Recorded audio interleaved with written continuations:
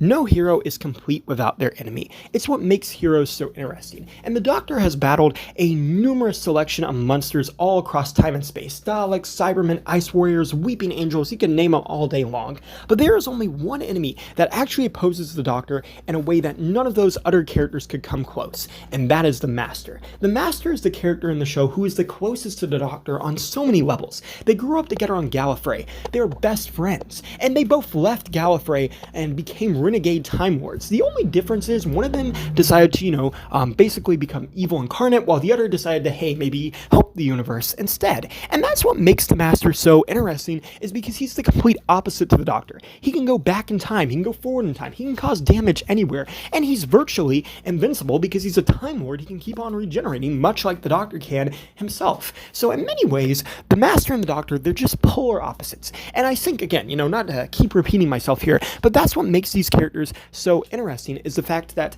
how different and similar they are. That's why we enjoy their rivalry. Because again, when the Doctor goes up against a Dalek or Cyberman, they're just a generic monster or alien or army that he's faced a few times before, but it's not personal. When he goes up against the Master, I guess you should say it's personal every single time. And the fact that the Master is really the only character, the only real Time Lord character that the Doctor interacts with in both the classic and new series, that just makes it even more important.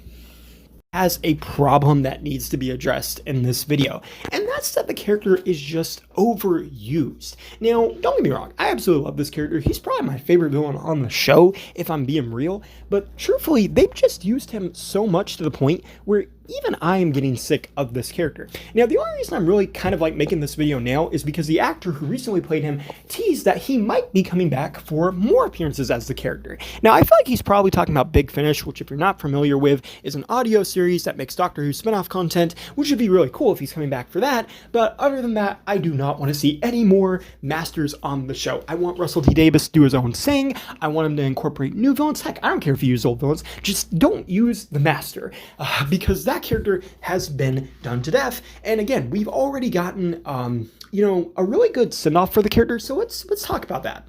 Basically, every single time the Master appears, this is how it pretty much goes down. He's wearing a disguise of some sorts, and then there's a big reveal, and then the Doctor's like, what? And then ultimately they kind of have a conversation about it, and then at the end the Master dies, but he doesn't actually die. He just dies enough to not be a problem for the next couple of episodes or series or seasons, depending on when they need this guy next. And that is pretty much how all Master stories went, basically since the 1970s up until 2010. That's pretty much his entire arc.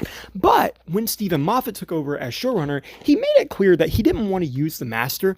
But one of the things that Stephen Moffat does is a lot of times he will say he doesn't want to do something, or he'll say he wants to do something, and he does that to mislead people. And he was obviously misleading people. But one of the things that he did say that I do feel he was being kind of truthful about, considering how it ended up playing out, was he didn't want to do the same Master story that we had seen time and time and time again. So ultimately, when he decided to bring Missy in, who would be his incarnation Master, he decided to change the story up quite a bit. Now, Missy's introduction in Series 8 is teased all throughout the series, and ultimately plays out again, a classic Master story with the surprise reveal, and then the ultimate, but ultimately it does kind of end up being a little bit different. For instance, the Master's plan, or Missy's plan in that story, is to ultimately kind of bring the Doctor down to her level a little bit, and she's very much like the classic Master. She's hatred, she's evil, she enjoys killing, she is the opposite of the Doctor, which is what we want her to be, but at the same time, she does have her own personality too, which I really liked. It wasn't just another actor repeating the exact same thing. And one of the scenes in that episode, Death in Heaven, which is what I'm talking about here, is where she offers the Doctor her Cyberman army to allow him to go across the universe and take over and just save the universe by force. But the Doctor has to choose, is he going to do this or is he not going to do this? And ultimately, the Doctor makes the right choice, because Series 8 plays with this question of, is he a good man? Is he going to do this? Is he going to do this? Is he going to do that? And ultimately, that was nice. To see Missy kind of try to bring the Doctor down to her level was different than what we had seen from a lot of the previous Doctor and Master stories, at least in the newer era, so it was something new, it was something fresh, and it was something that I really enjoyed.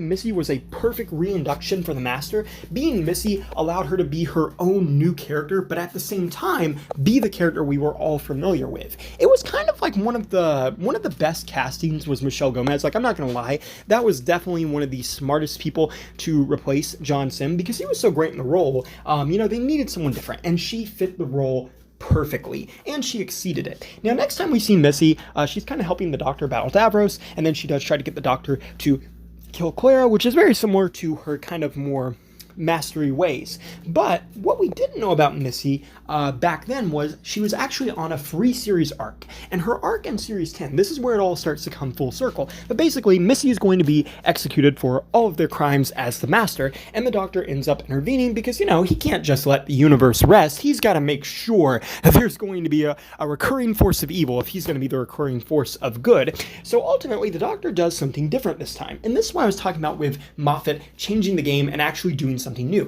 The Doctor decides to try and rehabilitate Missy. And this is kind of interesting because we spend all of Series 10 just seeing things about the Doctor and Missy and Bill and Nordal occasionally going on adventures and just trying to get her to respect humanity and, not be evil.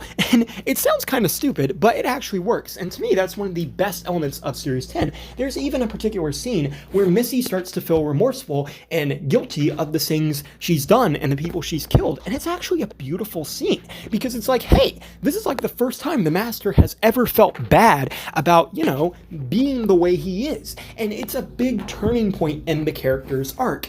But, as things do tend to happen, towards the end of the series, the Master ends up returning, the John Sim Master, and him and Missy end up meeting, and Missy is put in this particular triangle of events because she has to choose, will she stand with the Doctor and ultimately complete her redemption arc, or will she join her previous self and go back to her old ways now that he's returned? And this is kind of interesting because we've all been at a point in our life, if we've ever tried to change something or do something different, and then we're reminded of the past, and we just jump right back into it, or we have to choose not to. And that's why, in my opinion, World Enough Time, The Doctor Falls is such a great episode because not only is it a character study into the Doctor and why he does what he does, but it's also a character study into the Master and Missy and why they do what they do, and the ultimate choice of good versus evil or doing the right thing. Ultimately, Missy ends up dying without hope, without witness, without reward, and completes the theme of the series and her arc. And it's beautiful because even though it's depressing and sad, it fits in with the episode, and it's the best way to.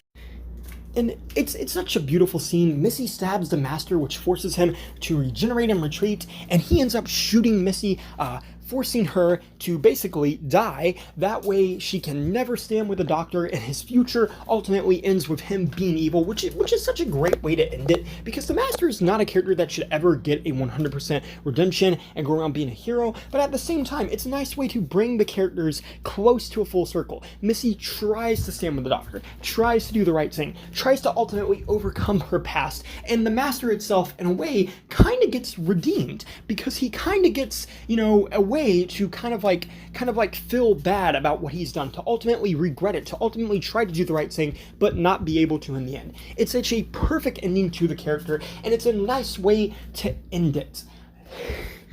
Except they decided not to end it there. See, Chris Chibnall took over as the showrunner for Series 11 and Series 12. And Chris Chibnall was like, hey, that was such a great arc. What if we completely ignore it and bring the Master back because I'm such a fanboy and I need my fan favorite character in here? And what if we don't even explain how the Master's back? So remember when I was talking about how the Master kind of does those surprise reveals, the Doctor's shock, and then he ends up dying, but not really? Yeah, that's exactly what Chris Chibnall did when he brought the Master back. He literally one-to-one just ripped off all the previous Master stories that existed and was like, yeah, what if we do that? And again, this wouldn't be so bad. It's just Stephen Moffat tried so hard to change this character, to actually give them a different arc. But nope, Chris Chibnall's like, oh, the Master's evil again. He just wants to kill the Doctor. That's what he's gonna do. And again, too, there's a lot of ways they could have made this story work if they wanted the Master that bad. Like, they could have said, hey, maybe this is one of the previous incarnations of the Master that hasn't met the Doctor yet, or yada yada yada. Or maybe this is an incarnation that comes way after Missy. Maybe there's a bunch of different incarnations before them. But at no point on the show is that ever specified. I say on the show because there is spin-off media that does specify that, but here's the thing. You should not have to go get spin-off media just to figure out what's going on with the character just because Chris Chibnall is too lazy to explain what is happening with said character. There's a lot of ways where this could have worked if they wanted him to be evil again. Obviously, the Master would become evil again. Like, maybe they could have it like, he's mad, but the Doctor doesn't remember him. So he goes on this redemption arc of trying to be evil again. You know, something like that. Something, they could have done literally anything other than just reverting the character back to default setting. For me, this is what really killed Doctor Who. Even though I hated a lot of the things Chibnall did, it was this amount of disrespect to Missy and her character arc that just completely killed the Master for me.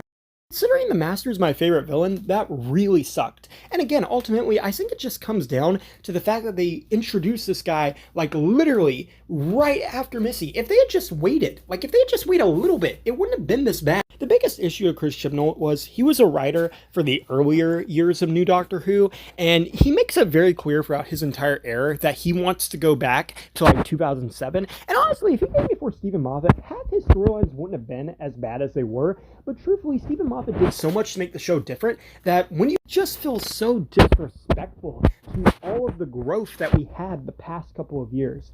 And, you know, I'm not trying to make this a hate Chris Chibnall video, but ultimately these were things that annoyed me so much the show did. And this is why I really hope if Russell T Davies ever does use the Master again, he takes his time with it, or at least brings in an incarnation that can kind of bridge Missy and Spy Master, because otherwise they completely, again, I love this character and he's so important to the Doctor and the Doctor's lore, but we really just need to let this rest for a minute. And it's such a shame because we had a great ending. There was an actual good ending to this character, and they just ruined it for literally nothing.